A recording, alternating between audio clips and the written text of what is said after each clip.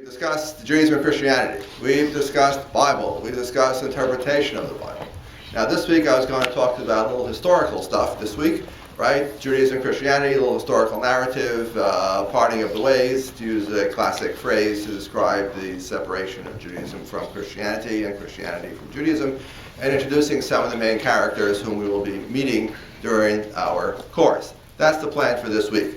I forgot to note on the syllabus that I need to back up one step further, which is to sort of give a kind of general overview of ancient Judaism or ancient Jewish history, the context out of which or in which all these events will transpire and these books will be written. So I posted up on the course page under lecture notes a nice timeline, names and dates and so on. We usually don't do that in this course, but we're going to do that today. Hopefully I'll get that done in less than half whole session, and we can get to Mr. Enslin, who's waiting patiently for us, to talk about earliest Christianity. But even if I don't get to Mr. Enslin today, not to worry, it'll fit in perfectly well with Thursday. I will very deftly sew everything together on Thursday. But first I need to do some names, dates, facts, figures, and so on. Okay? The timeline I gave you is full of names and dates. I'm not going to go through all of them, nor do I expect you to know all of them. I'm simply hoping you can look at them and some things will sound familiar to you and jog your memory, and you'll have a sense of how things fit together. For our purposes, I'm going to just jump down on your timeline. So the first dates to notice would be the end of the 8th century BCE. I have it up there, don't I, with prophets. Right. We'll be looking, some of the biblical prophets will come across our pages in this course. Notably Isaiah, whom I've mentioned already a number of times, right, who is a prophet in the end of the 8th century BCE, 700s BCE. That's Isaiah of Jerusalem. The real Isaiah of Jerusalem we're not interested in because we're not doing a course in Hebrew Bible, right? We're looking at how prophecies of Isaiah are read by Jews and Christians centuries later. But at least we should have some vague idea that Isaiah of Jerusalem, the putative author of the book of Isaiah, is in the period of the golden age of Israelite prophecy, the time of the 8th century BCE. We'll meet other prophets from that time also. Micah will come across our pages, Amos, who are also our figures from the 8th century BCE. The other main period of prophecy is associated with the destruction of the temple, 587, 586. That's a date worth knowing. Hint, hint, hint. All right, 587, 586 BCE. I put a slash there because when I went to school it was 586 BCE, and then a few years ago it all of a sudden became 587 BCE. So I didn't investigate this chronological uncertainty, but it doesn't really affect us terribly much, right? What happened in 587, or maybe it was 586 BCE in the summertime? The Temple of Jerusalem was destroyed. The Judeans are exiled from Jerusalem to Babylon.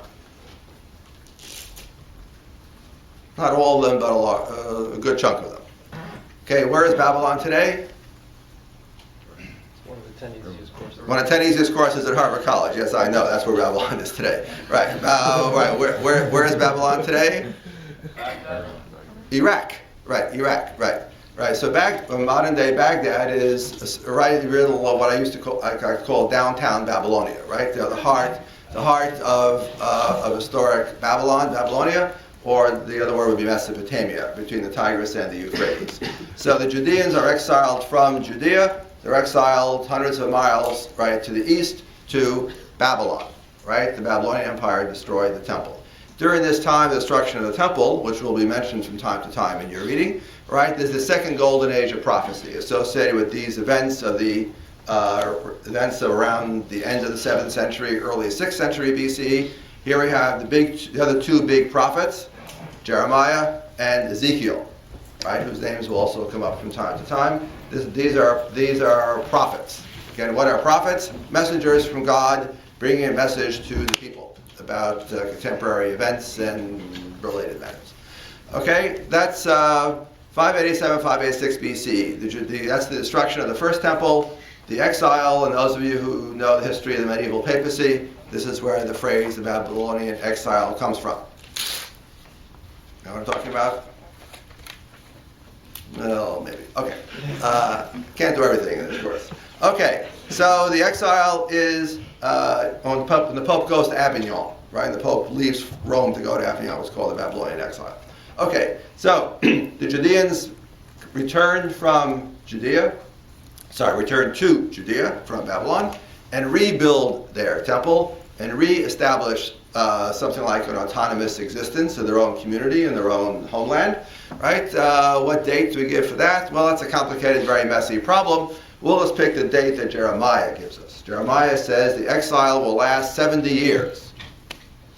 70 years. So go down to 516 BCE. That's up there on your chart. 516 BCE, 70 years after 587, 586. Right? The Judeans have returned from Babylon and have rebuilt their temple. So now this is called, we now often call this the Second Temple. You figured it out, right? Because there was a First Temple. Right. Okay, quick review. The First Temple was destroyed when? 587, 586. Excellent. Okay, Second Temple gets rebuilt in 516 BC. Now just to run ahead for a second, I'll run right back, don't worry. The Second Temple in turn is destroyed in 70 CE. Right, that's the date coming up on right there. Jerusalem Temple destroyed by the Romans. Right? So don't confuse the destruction of the First Temple, 587. The destruction of the Second Temple, 70 CE. Don't confuse the Babylonians with the Romans.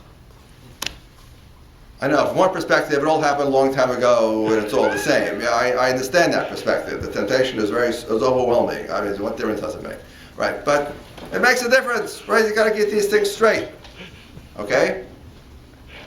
So the destruction of the Second Temple is 70 CE by the Romans. Good. Okay, let's go back to where we are. So the Second Temple is rebuilt in 516 BCE.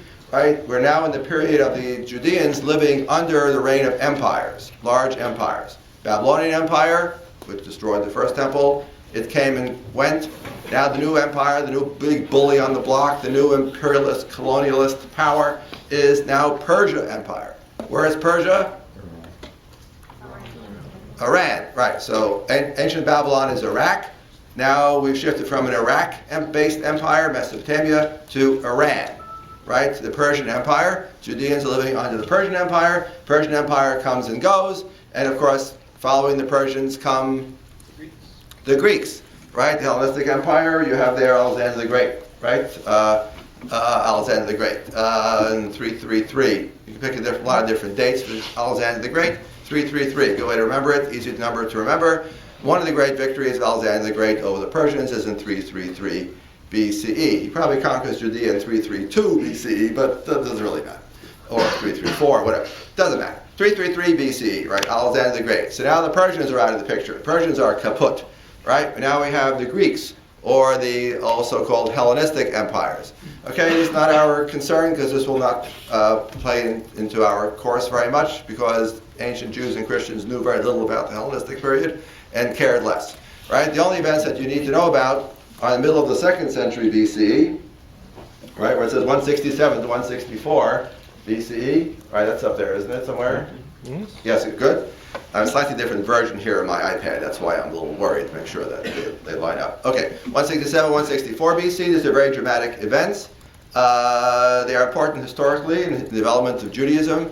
These are the dramatic events where the Greek kings of Syria, known as the Seleucids, too much information. TMI, it's okay. The Greek kings of Syria, profaned the temple in Jerusalem for reasons not clear. The Judeans take umbrage at this fact, and some of them at least rebel against the Greek kings of Syria, the Seleucid king, and they rebel and retake the temple, re-purify it. Right? And the little holiday that emerges as a result is the holiday of Hanukkah. I forgot to put that down. Festival of Hanukkah, right? And that's why Jewish boys and girls get presents, right? Because the Maccabees, the Hasmoneans, were successful in beating back the Seleucids. Now, this is important not for our course necessarily, but it's an important moment in the history of Judaism. Because all these empires coming and going, right? This is the one and only time the Judeans actually rebelled against the empire, and did so successfully. It also is from this period on, right, from the middle of the 2nd century BCE and on, right, this is a time of great diversity, richness in ancient Judaism. All of a sudden we see lots of fun and exciting things going on. We have parties, we have sects. Make sure you understood that word correctly, right? I know you go to college for parties and sects, but that's different, right? These are parties and sects is what we have during this period, from the 2nd century BCE down to destruction of the temple. We have Pharisees and Sadducees and Essenes and the people of Qumran and the Dead Sea Scrolls and our friends, the earliest Christians. We got plenty of parties and sects. Never before seen in the history of Judaism. We have the emergence of synagogues all of a sudden following this period in the 2nd century BC. We have the emergence of a whole new scribal class. In other words, things are happening. This is bubbling. It's effervescent.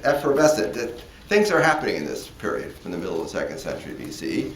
And the emergence of the earliest Christian movements are part and parcel of this, what shall we call it, unrest in society, this social upheavals, religious questing, whatever you want, however you want to characterize it. Well, it's part and parcel of that.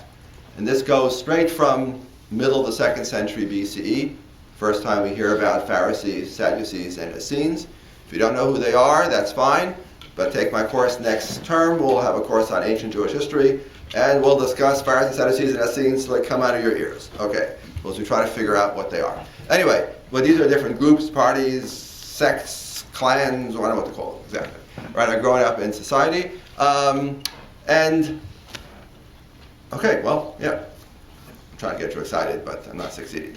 Okay, so the Hasmoneans are on the throne, reign for a year, and the Hasmoneans are a very brief short blip on the graph, right? The brief period of Judean autonomy, not controlled by the large empires, but they carve out a little space for themselves, right? Until the next big empire comes around and just crushes Judea. And that, of course, is the Romans. Okay, the Romans. So here the Romans arrive in the Near East in the 1st century BCE, and they get to Judea in 63 BCE.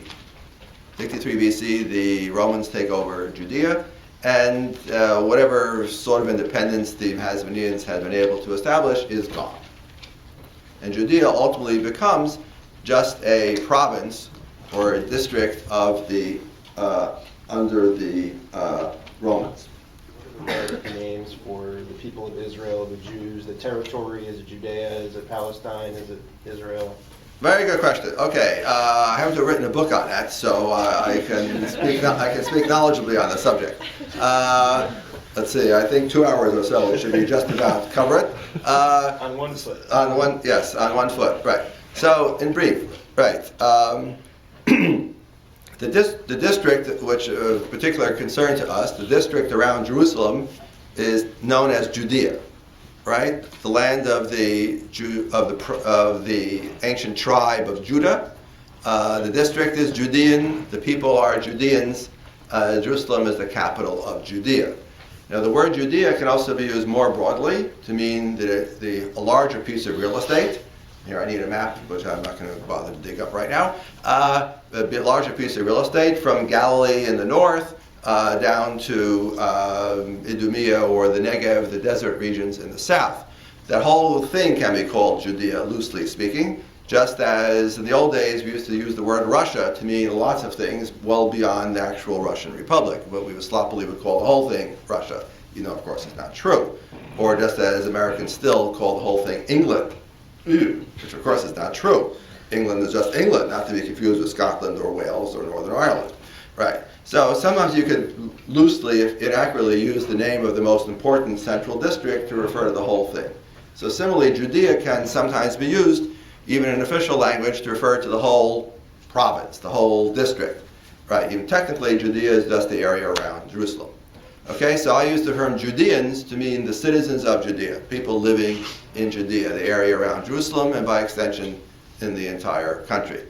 Right? What makes them Jews, of course, which is a religious term, is that they all worship the God whose temple is in Jerusalem. They may argue with each other about how to worship this God. They may argue with each other about what exactly this God demands from us. They argue with each other about what is and what is not desirable, permissible, obligatory under the dictates of this God, but they're worshiping that God. So did Moses lead Jews out of Egypt? I already solved that one. Did Moses lead Jews out of Egypt? Of course not. Moses led the Israelites out of Egypt. The language of Jews is not found in the Hebrew Scriptures. Footnote, except in some late books where I think it means Judeans. Back to where we are. The language of Jews is never found in the Torah. It's not biblical language.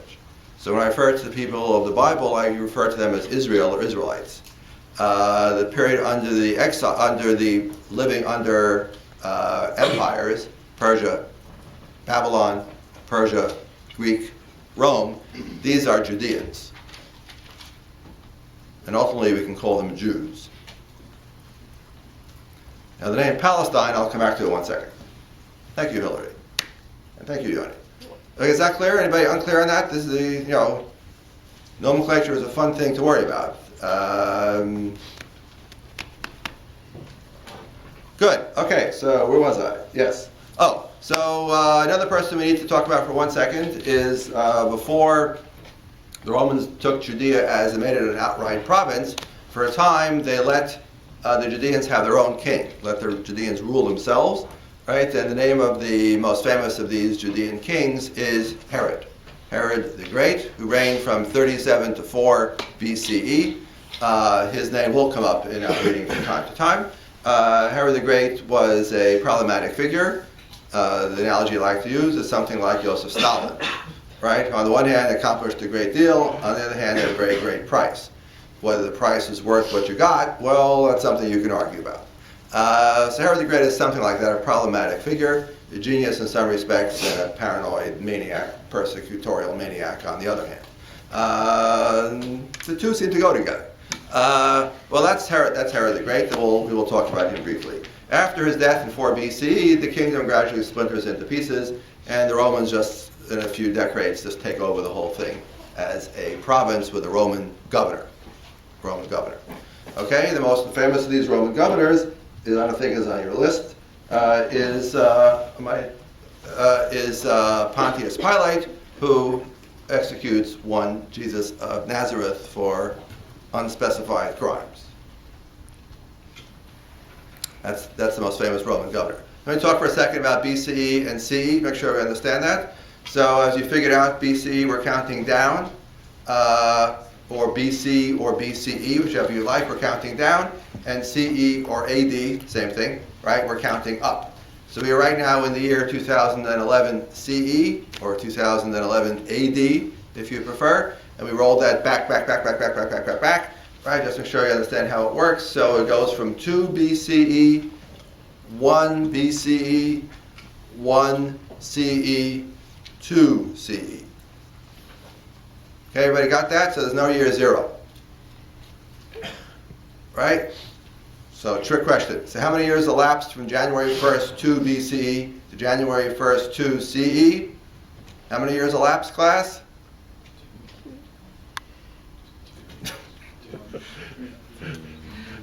All right, I'll repeat the question. How many years elapsed from January 1st, 2 BCE to January 1st, 2 CE, or 2 AD? How many years elapsed? 3. Good. Right. Harvard. I thought that, but I didn't say it. Yeah, exactly. Right. There is no 0. Right. So in mathematics, -2 to +2 is 4 because you've got 0. Right here, you're losing a year because there is no 0. Okay, that's the point I'm trying to get you to understand. Okay, what does this dating system mean? This, of course, was invented much later, long after these events, right, by a medieval chronographer, right, who was trying to arrange all the various chronologies of the ancient world. And for this medieval chronographer, the most important event, right? Why do we have a turn of the eras altogether? This most important event, of course, is the birth of Jesus, right? So according to his calculation, Jesus was born December 25th, 1 BC, or 1 BCE, Then 8 days later, what happens to little Jewish boys 8 days after they are born? Circumcised. All right, they get clipped, right? We'll talk about that very, very soon, right? So Jesus is circumcised. And what is the festival of circumcision? January 1st, 1 AD. January 1st, 1 CE. Okay, that's the system. Now, those of you who are attentive students of the Bible will know that Herod the Great was on the throne when, in order to massacre all the innocents, right? Because he had received the prophecy about the new king for the house of David, so he was busy killing all the little baby boys so that they shouldn't become king. He did not realize Jesus' kingdom is a different kind of kingdom. So that's the story of the Gospel of Matthew. But you'll notice very quickly something is wrong. If Herod the Great dies in 4 BCE, how is that possible that he's massacring the innocents who aren't born until 4 years later? Good point. It shows you the chronology here is a little wobbly, right? To get everything lined up just so was very difficult, and this very learned chronographer in the Middle Ages didn't quite get everything right. Okay, but that's not our problem either, although it's a fascinating problem. Okay, so we have the Romans. Right, so the Romans have now arrived in Judea. Now we're counting up again. We're in the 1st century CE, or 1st century AD. Footnote on that, right? I use CE as a small token act of Jewish resistance against Christian hegemonic discourse. Right? AD, of course, means year of the Lord, Anno Domini. Jesus is not my Lord and Savior. So is this futile? Yes. Is this kind of stupid? Yes. But nonetheless, allow me this symbolic act of cultural resistance. So I don't say AD, I say CE for the common era. If you want to use the language of AD, fine. I have no objection, right? You will not be marked down if you write the language of AD or right before Christ, Anno Domini. That's perfectly fine, right? Just allow me, humor me on this one, right? This is just me.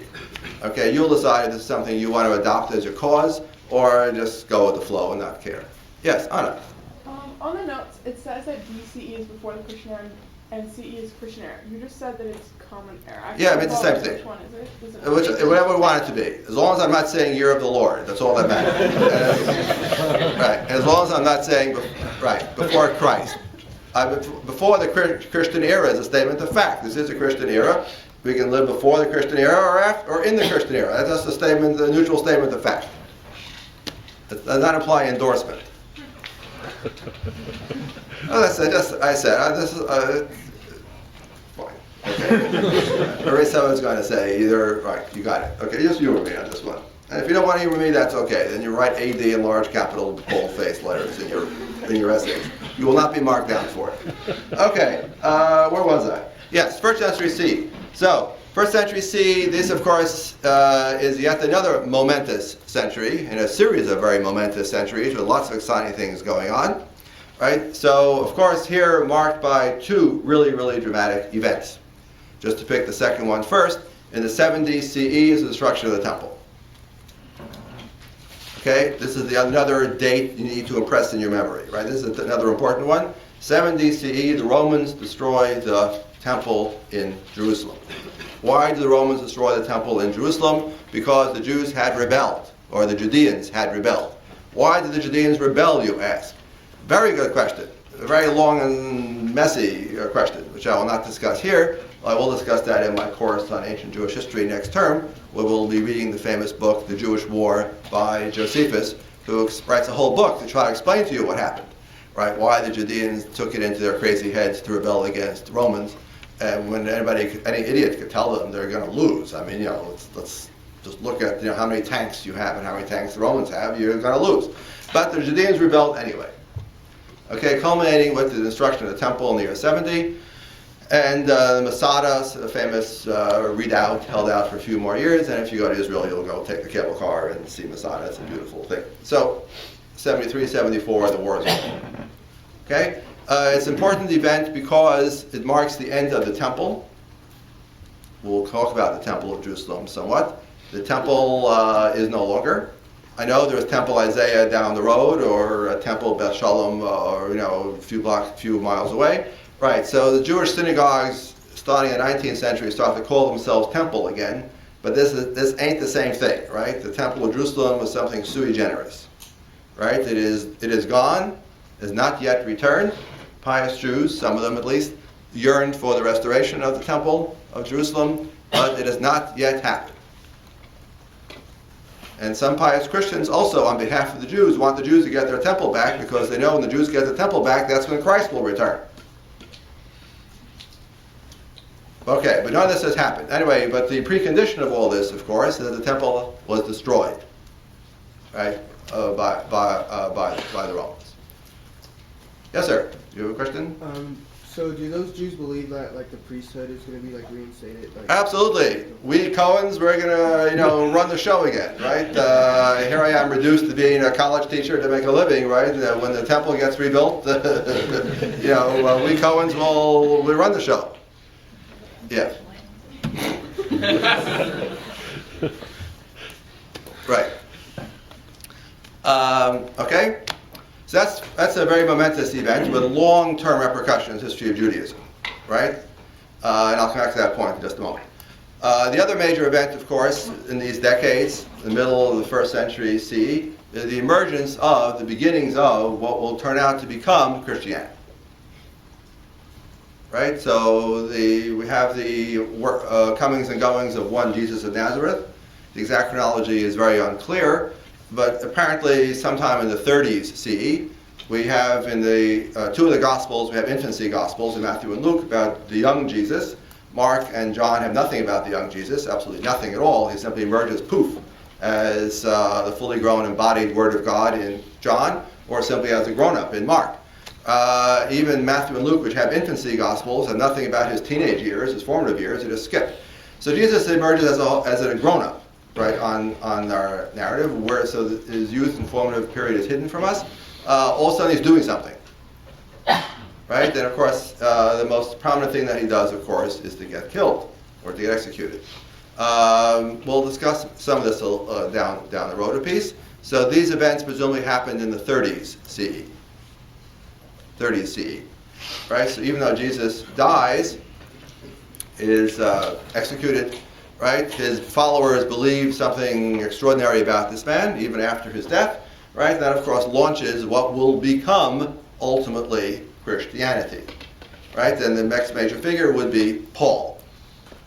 So Jesus is active in the 30s CE. Paul is active in the 50s CE.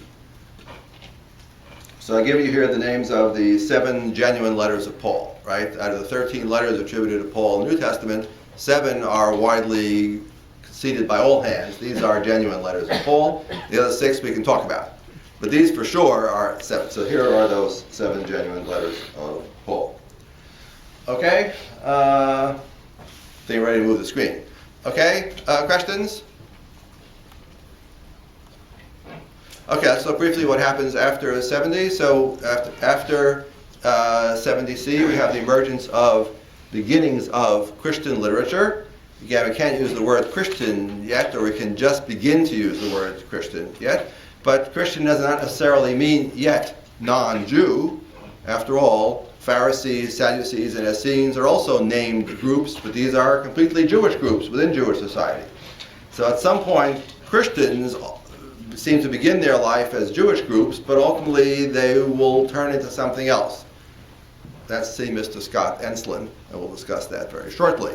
Okay, so Christians are gradually emerging with the emergence of Christian literature, which we might call. And of course, we have the Gospels. We have Matthew, Mark, Luke, and John. According to our chronology, Mark is the earliest Gospel, around the year 70 CE. There's argument whether Mark is just before or just after the destruction of the temple. Depends on how you understand the apocalypse in Mark 13. So Mark is something around the time of the destruction of the temple. Matthew and Luke, we think, are in the 80s CE. And then the Gospel of John around the year 100 CE. Right, this is not when these books get put into a Christian Bible. There ain't no such thing yet. This is when we think the Gospels are written. You have to wait another whole century to go by before we start to have the emergence of a new Christian Bible, a new Christian book, a new Testament. You have to wait around a century still before these books get singled out and put into this new category. Okay. All right, let me talk. So here I give you some. Then I give you in the 2nd century. I've given you some names and dates. I'm just going to skip over quickly, just to see where you are. Circa 130, I wrote down the letter of Barnabas. Yes, I wrote that there on your. Yes.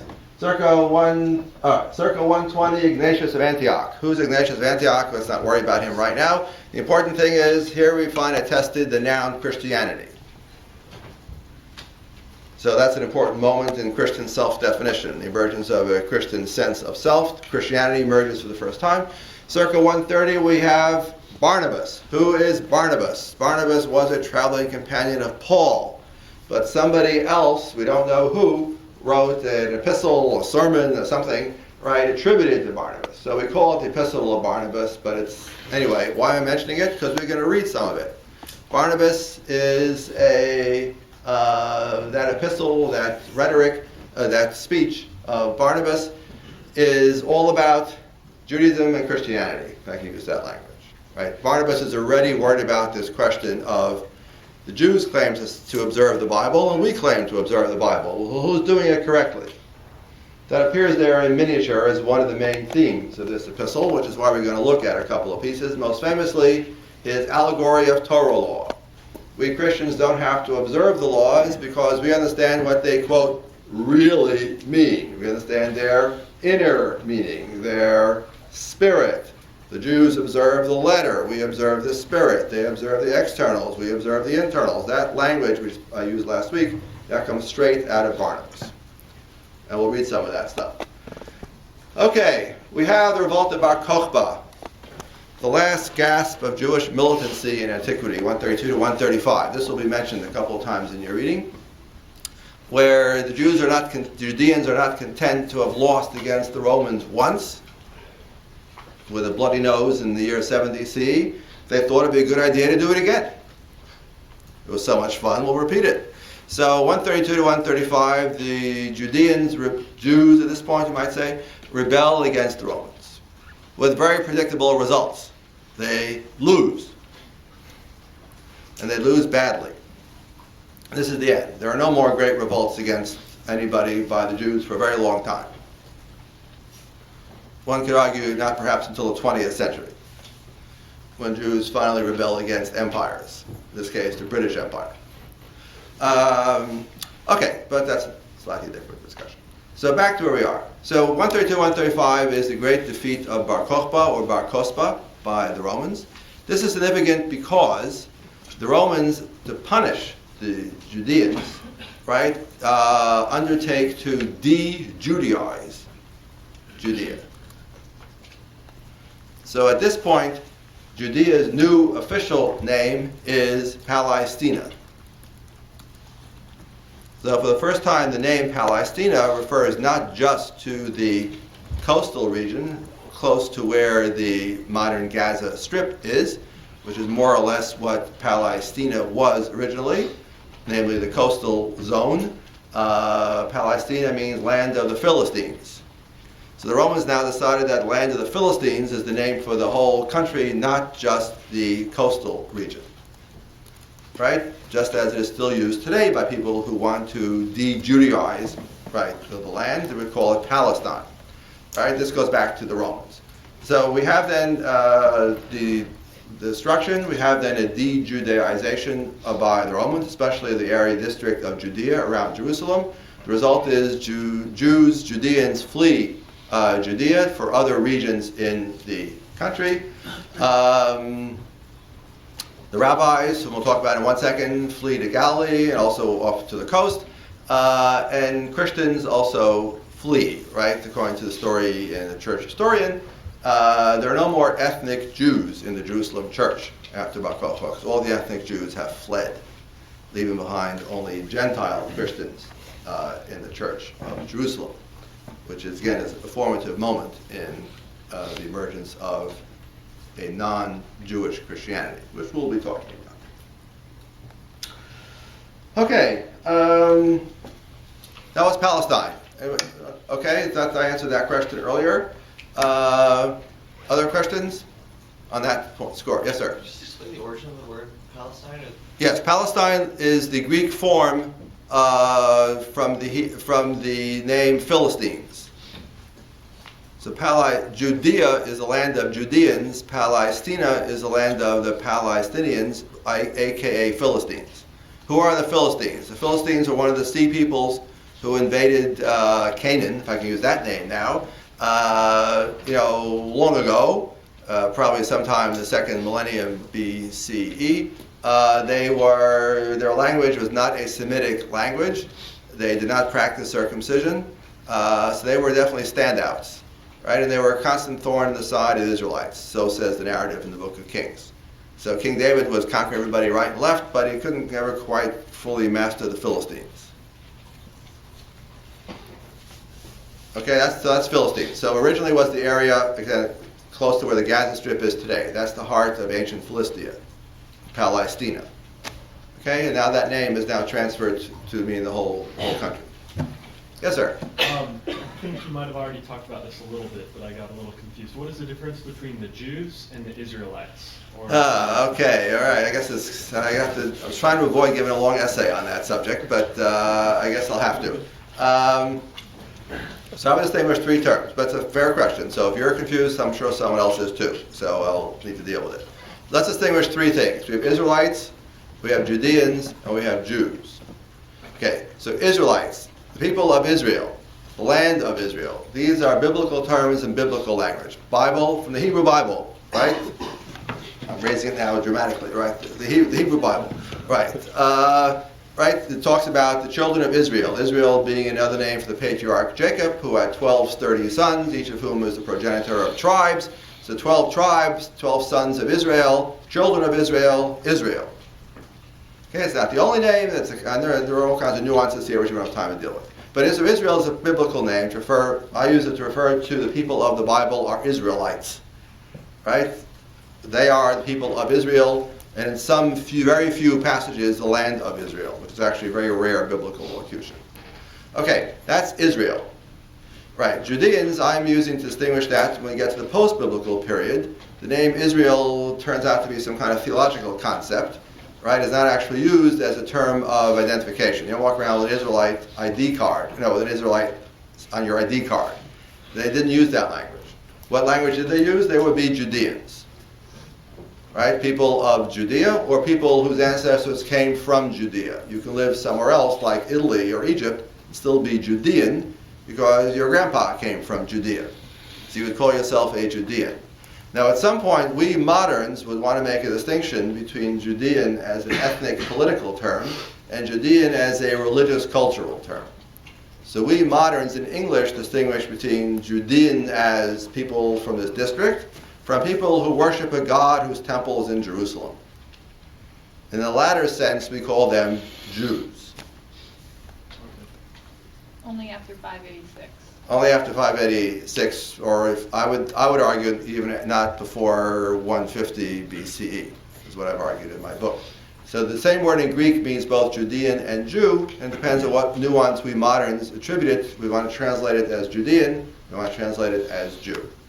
By the time you get to the destruction of the temple after 70, I would say for sure we're talking about Jews. Okay. We have long since separated ourselves from Israel, except as a theological concept.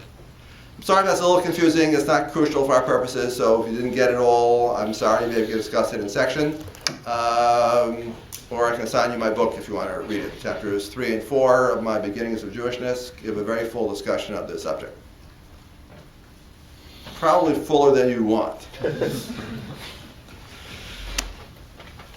Okay, but fair enough. Thank you. Thank you. Other questions, or should I try again to get at that, or is this okay for now? Okay, so after Bar Kokhba 132 to 135, right, so we have a de-Judaization. We have ethnic Jews are kicked out of Jerusalem. They're kicked out of Judea. The Romans changed the name of the country, and this clearly marks whatever leftovers we had from before 70 of some kind of Jewish autonomy or something. This is now pretty much gone. So after this period, we have the emergence of, by this time, we have something we can meaningfully talk about is Christianity over here and Judaism over here. Right? At what moment can we meaningfully talk about two separate, parallel, competing social structures, institutions, ideologies, programs? Well, that's a much debated question. That's what we mean by the parting of the ways. We understand that in the time of Jesus and Paul, all the earliest Christians were ethnic Jews, and Christianity was a kind of Judaism. That's obvious for all. The Gospels don't make any try to hide this fact. Well, they try to hide it a little bit, but okay. They don't really hide the fact. Well, they don't hide it very well, right? So Jews, Jesus, all the 12 apostles, the disciples, the crowds whom he attracts, these are all Judeans, or if you want, Jews. But by the 2nd century CE sometime, right, these people who we might now call Christians, who are now believers in, upholders of Christianity, we now have words for them, right, they are no longer part of Judean society or Jewish society. They, in fact, are often as not antipathetic, what's the word? Antithetical to it, or have an antipathy towards it. In other words, they don't like it. Or they're busy defining their Christian selves as one way of defining ourselves is we are not Jews. And what we're doing is not Judaism. Even though we share the same scriptures with the Jews. And even though everybody knows we come from the same place. And once upon a time we shared, we're in the same neighborhood. But that was then, and this is now. So by the 2nd century CE, or sometime in the middle, you can see an emergence of a distinctively Christian literature, Christian self-identity, Christian theology, Christian rituals, modes of worship, and so on. Everybody understands this go back somehow, somewhere to the 1st century CE, but how exactly we tease out this very mysterious development from the one to the other, well, that is a giant historical question, in which great minds have written much, and that is what we mean by the parting of the ways. So here I've given you a bunch of Christian authors, and important figures. Justin Martyr, somebody we'll be reading a lot from, for reasons I'll explain on Thursday, and also Marcion. We've already met Marcion. Remember Marcion? Right, Marcion is the one who posits a clear distinction between the Jewish God and the Christian God. Right? The Jewish God is an inferior God. The Christian God is the real God. The Jewish God is a bad God. Right? That's Marcion. Right? Against whom Justin will be arguing, as we will see. I want to get to the last line. Circa 200 CE. So I gave you a bunch of Christian names there. Circa 200 CE, Rabbi Judah the Patriarch edits the Mishnah, the first rabbinic book. This is also really big. Well, within the history of Judaism, it's really big. Perhaps some of you never heard of the Mishnah before. I understand that. Depends on where you're coming from. Where I come from, this is really big. Right. So circa 200 CE, Rabbi Judah the Patriarch, whose name is not important for our purposes, right, edits the Mishnah. The Mishnah represents the culmination of a new kind of Judaism. It's a new kind of writing, a new kind of literature. It is what we might call a scholastic Judaism, right? A Judaism of schools. It is based on minute and particular legal analysis of the laws of the Torah. The Mishnah, it represents what we might call, take 3. The Mishnah will become the portable homeland, which is a wonderful phrase. A portable homeland of the Judeans, of the Jews. Right? As they set about now to living in diaspora or exile for the next 2,000 years, and Jews living in America, for example, are still in diaspora, right? However, I have my homeland because I have my Mishnah. I can raise this again because I have the Mishnah in here. Right? I have my Mishnah. Wherever I go, I can take my text with me. Wherever I have my text, I have my Judaism. And the Mishnah becomes the heart and soul, the cornerstone of an extraordinary explosion, efflorescence, of a literature that we call rabbinic literature. right, which involves meticulous reading of Scripture and meticulous interpretation of Scripture and extraordinary ways of elaborating the meanings of Scripture. So last big point. Modern scholars don't like to talk about Christianity emerging from Judaism because their argument is, many modern scholars have said this, is after 70 CE we have a new kind of Judaism emerging from Judaism, which is to say this new rabbinic scholastic Judaism. So actually what you have is not Christianity separating from Judaism. What you have is a new kind of Judaism emerging over here and a new kind of Judaism emerging over here. One of these turns out to be Christianity. One of these turns out to be the Judaism of the Mishnah and rabbinic piety and rabbinic Judaism. But these are parallel developments beginning from the same place. I know parallel lines don't intersect, I know that. Right? These are both developments that come from the same place, i.e. that world, that welter of schools, parties, sects that had been ancient Judaism up to the year 70, right? That world comes to an end, the destruction of the temple, unleashing various creative processes that will give us Christianity over here and rabbinic Judaism over there. That is the new politically correct way to look at the emergence of Judaism and Christianity, not Christianity emerging from Judaism, but Judaism emerging from Judaism.